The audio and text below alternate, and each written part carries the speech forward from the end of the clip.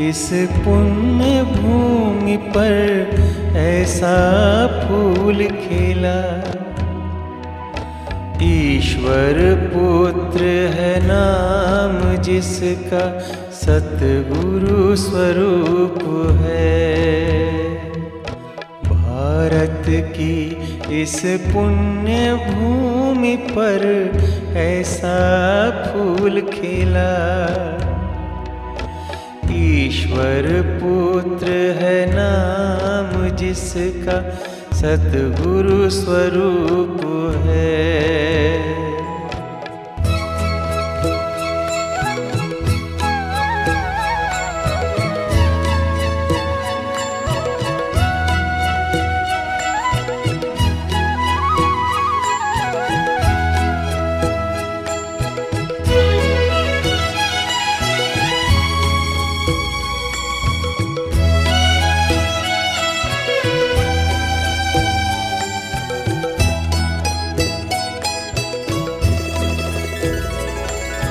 यही अनादि रंग है अपना, यही तो आदि स्वरूप है।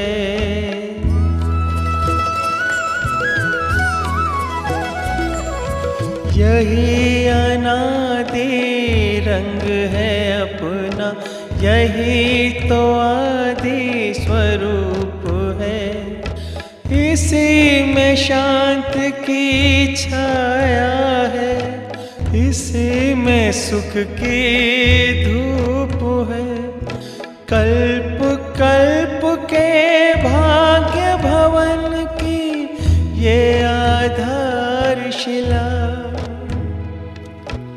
ईश्वर पुत्र है नाम जिसका, सतगुरु स्वरूप है।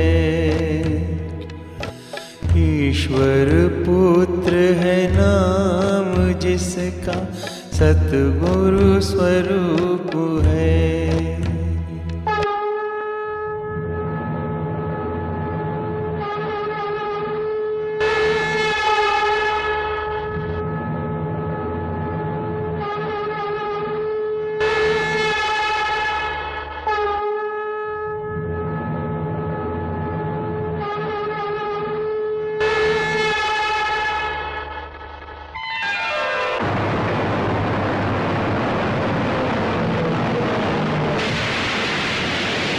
यदा यदा हि धर्मस्य ग्लानिर्भवति भारत, अभ्युत्थानम् अधर्मस्य तदात्मानं सृजाम्यहम्।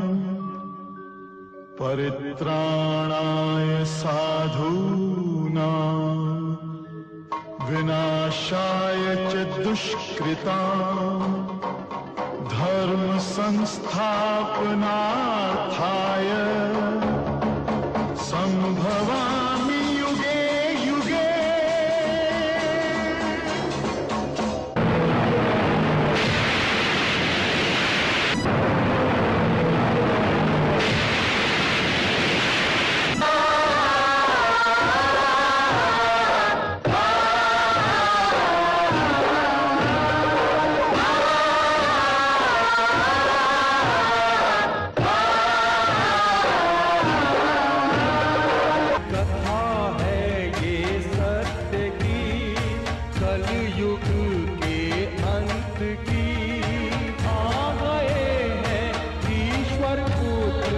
सबको ये सुनाने प्रथम ये घोषित किया, कल की प्रभु का अवतार हुआ, कल की प्रभु अवतार हुआ।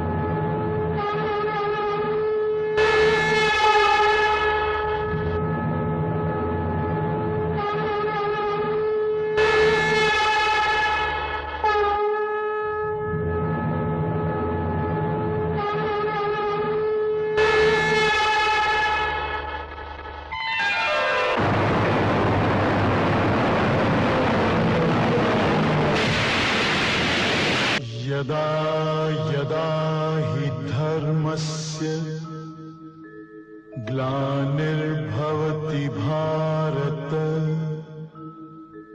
अभ्युत्थानम् अधर्मस्य तदात्मानं सृजाम्यहम् परित्राणाय साधूनां विनाशाय च दुष्कृतां धर्म संस्थापनार्थाय संभवामि युगे युगे।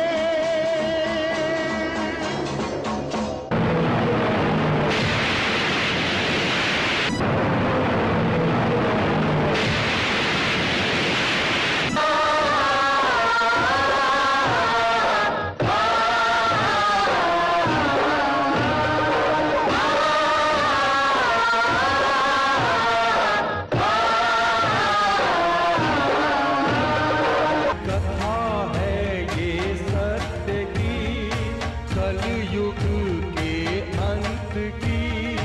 आ गए हैं ईश्वर पुत्र सबको ये सुनाने। प्रथम ये घोषित किया, कल की प्रभु का अवतार हुआ। कल की प्रभु अवतार हुआ।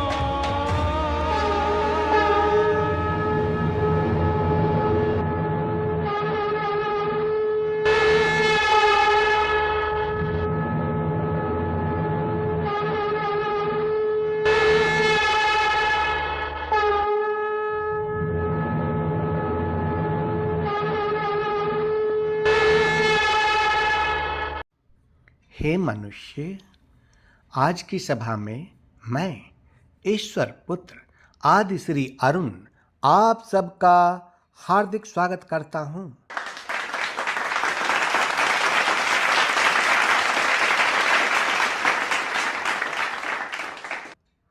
हे अज्ञान में पड़े लोगों, जो लोग भगवान कल्कि जी के आगमन के बारे में यह कहते हैं कि कल्कि अवतार होगा, परंतु अभी नहीं, क्योंकि कलयुग की आयु 4,32,000 की है और अभी कलयुग सिर्फ 5,000 वर्ष ही बीता है।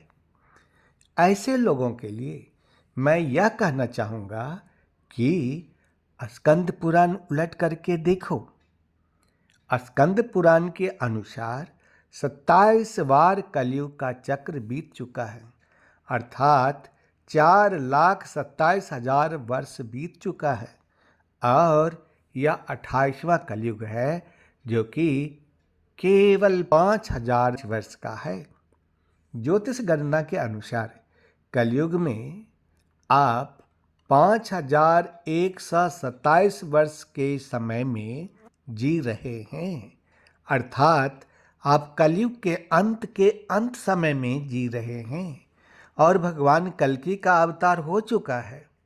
कल्कि कम्स इन 1985 पुस्तक यह कहता है कि वृंदावन मथुरा के बॉर्डर पर स्थित संभल ग्राम में विष्णु यश नाम के श्रेष्ठ ब्राह्मण के घर वैशाख मास शुक्ल पक्ष द्वादशी के दिन भगवान कल्कि का अवतार हुआ।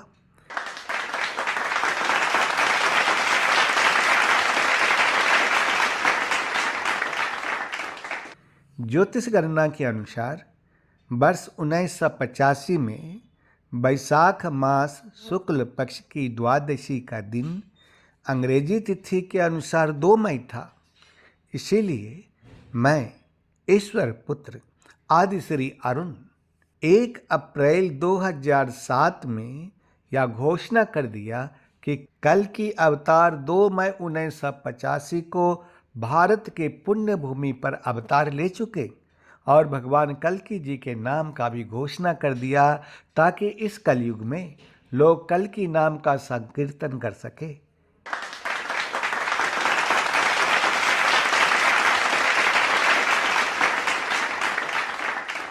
क्यों? क्योंकि कलयुग में केवल श्री हरि के नाम का संकीर्तन से ही लोग भव से पार हो सकते हैं।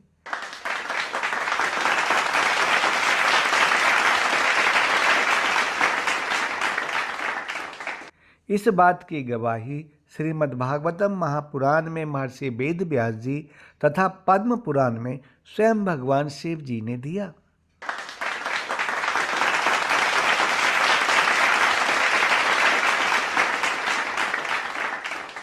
इस तरह अन्य अन्य पुराणों ने भी इस सत्य की गवाही दी है।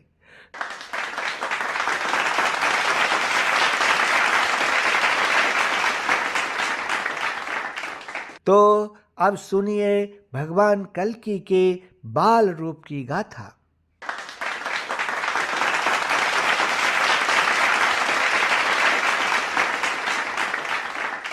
भगवान कल्कि का आगमन दिव्य रहस्य था। इस प्रकार वृंदावन मथुरा के बॉर्डर पर बंगाली घाट पर यमुना नदी के पास पीपल के वृक्ष के नीचे एक दिव्य घर बनाया गया था। किसी साधारण बालक को जन्म नहीं लेना था, बल्कि भगवान को उस स्थान पर अवतरित होना था।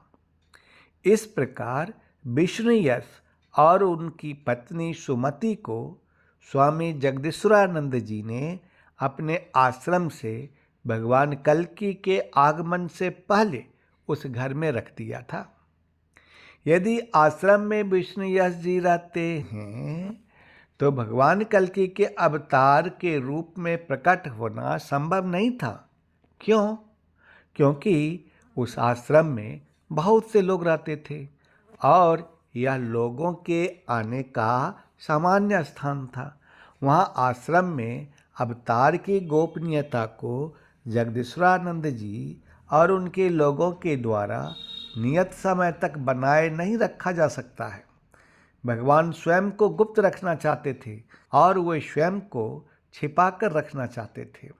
श्रीमद्भागवतम महापुराण स्कंद 7 अध्याय 9 का श्लोक 38 उल्टा करके देखो। इस प्रकार आश्रम उनके लिए उपयुक्त रहने का स्थान नहीं था। पीपल का वृक्ष एक दिव्य वृक्ष था। उसे वृक्ष के नीचे रहने का स्थान पसंद है। इसके 2 कारण थे। नंबर 1, पीपल का पेड़ रात में ऑक्सीजन छोड़ता है और अन्य पेड़ रात में कार्बन डाइऑक्साइड छोड़ते हैं। इस प्रकार अच्छे स्वास्थ्य के लिए, सांस लेने के लिए समृद्ध ऑक्सीजन आवश्यक है। नंबर 2, पीपल का पेड़ सत्वगुण से भरा होता है, लेकिन अन्य पेड़ तमोगुण से भरे होते हैं और भगवान की उपस्थिति केवल सत्वगुण के बीच ही संभव है।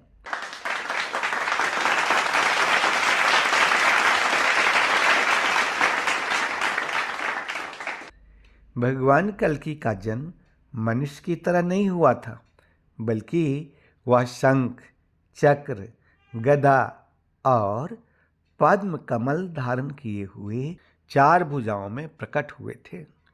ब्रह्मा जी को जल्द ही यह एहसास हुआ कि भगवान विष्णु पृथ्वी पर अवतार ले चुके हैं।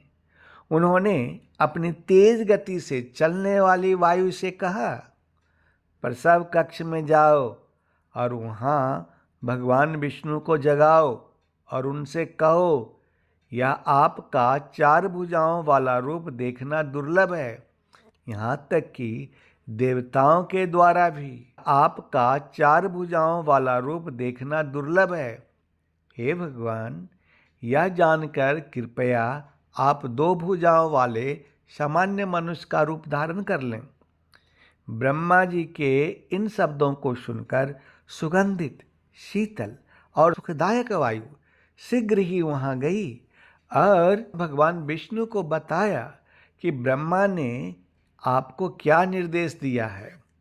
ब्रह्मा जी का संदेश सुनने के बाद कमल की आँख वाले 4 भुजाओं वाले भगवान विष्णु तुरंत 2 भुजाओं वाले शिशु बन गए। कल्कि पुराण प्रथम अंश अध्याय 2 का श्लोक 18 से 21 उल्टा करके देखो।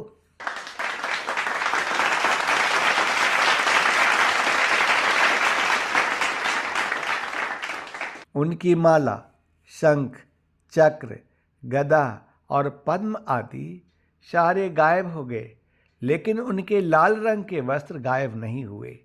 कल्कि पुराण प्रथम अंश अध्याय 2 का श्लोक 16 में कहा गया है कि देवी अंबिका ने नाल अर्थात नाभि नाल काटी थी, लेकिन परशुराम जी ने कहा चूंकि इन्होंने जन्म नहीं लिया था, बल्कि इस प्रकार प्रकट हुए थे। किस प्रकार? भगवान विष्णु के शंख, चक्र, गदा और पद्म धारण किए हुए प्रकट हुए थे। उनके पास काटने के लिए मनुष्य की तरह कोई नाभि नाल थी ही नहीं, तो फिर काटेंगे किसको? जैसे ही वामन अवतार प्रकट हुए, कश्यप ने उन्हें जनेऊ धारण करने के लिए पवित्र संस्कार की दीक्षा दी। ठीक उसी प्रकार भगवान कल्कि जी के आगमन पर वे उसी प्रकार बड़े हो गए, जैसे शुक्ल पक्ष में चंद्रमा बढ़ता है।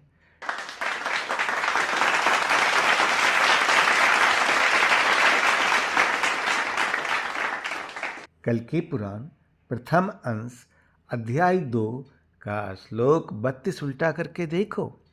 एक सामान्य मनुष्य की भांति गुरु आश्रम में जाने में उन्हें 5 वर्ष का समय नहीं लगा।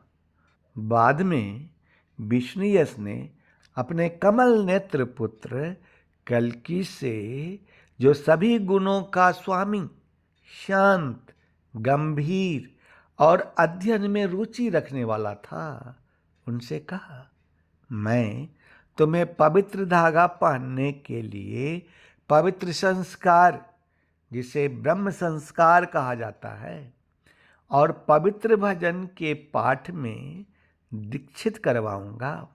तब तुम गायत्री और वेदों का अध्ययन करने के अधिकारी होगे। कल्कि पुराण प्रथम अंश अध्याय 2 का श्लोक 34 और 35 उलट करके देखो।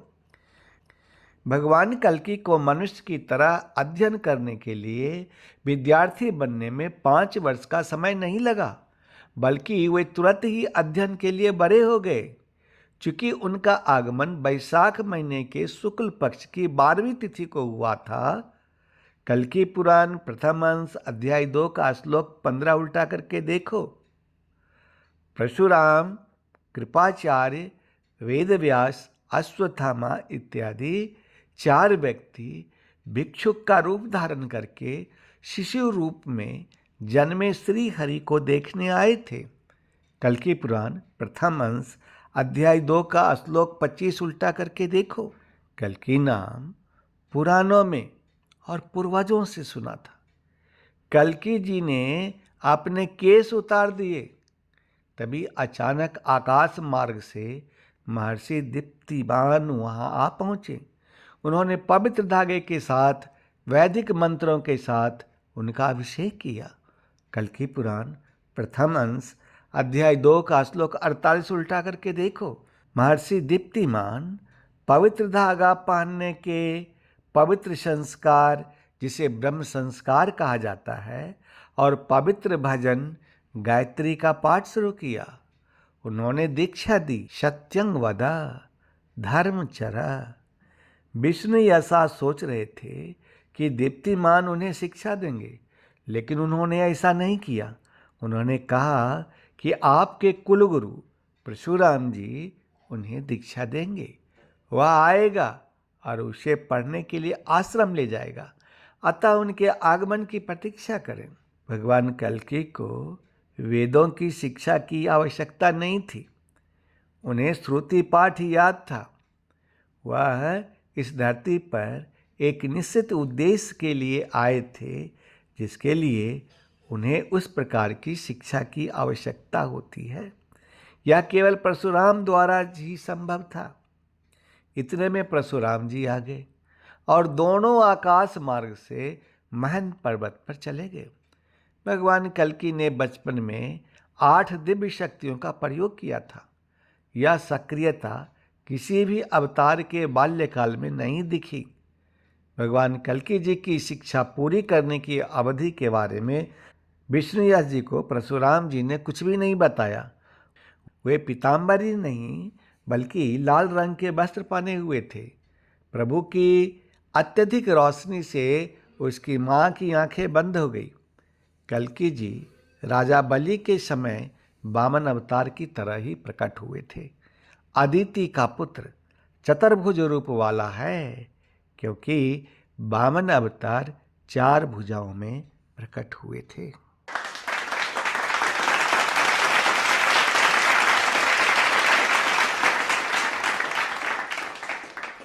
मेरे परम पिता के पुत्र हो, मेरे परम पिता के पुत्र हो, या हो कोई अवतार। मेरे परम पिता के पुत्र हो, या हो कोई अवतार। हे ईश्वर के पुत्र तेरी है महिमा अपरंपार, महिमा अपरंपार, तेरी महिमा अपरंपार, तेरी महिमा अपरंपार, तेरी महिमा अपरंपार। मेरे परम पिता के पुत्र हो।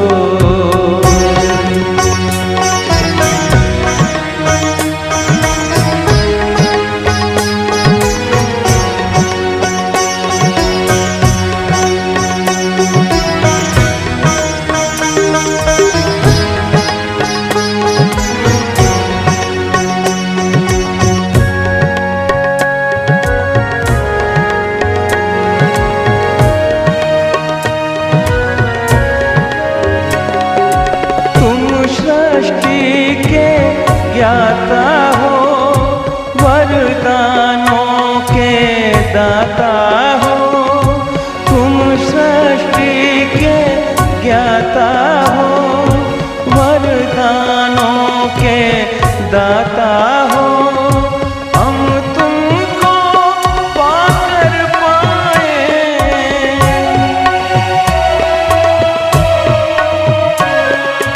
हम तुमको गति सदगति उपहार,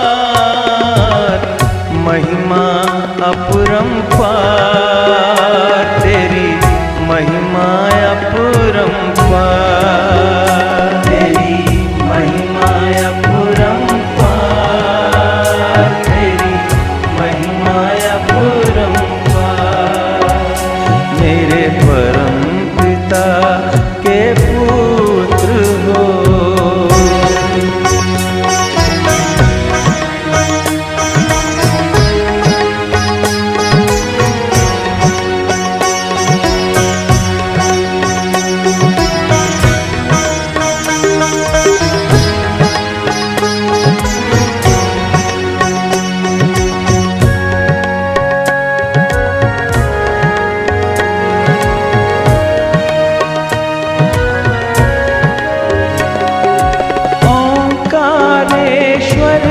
सर्वेश्वर मुक्तिदाता मुक्तेश्वर, ओंकारेश्वर सर्वेश्वर मुक्तिदाता मुक्तेश्वर।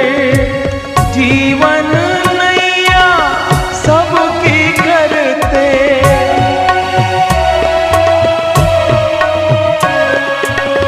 जीवन